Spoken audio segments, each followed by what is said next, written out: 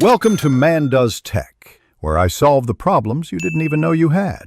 You start by isolating power and gas to the boiler, safety first.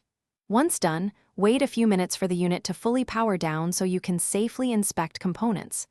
Next, check the control panel and record the F.75 event and any secondary fault codes.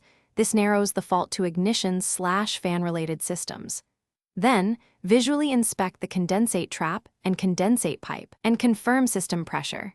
This quick triage tells you whether to continue with electrical diagnostics or clear a simple blockage. Now you move into diagnosing the fan and ignition assembly because F.75 often means airflow or ignition failure. You remove the casing, then inspect wiring and connectors for looseness, melted insulation, or corrosion. Replace any suspect terminals.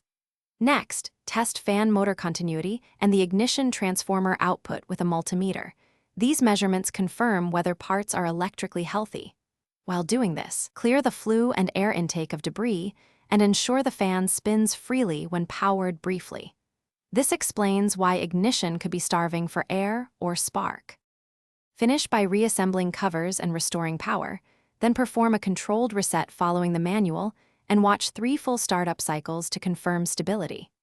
If the F.75 returns immediately or consistently, replace the faulty fan or ignition module using OEM parts and the correct torque values, because worn components commonly cause repeat faults.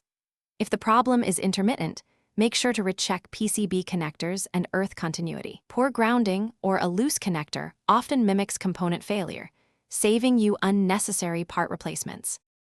Thanks for watching. If you found this helpful, don't forget to like and subscribe.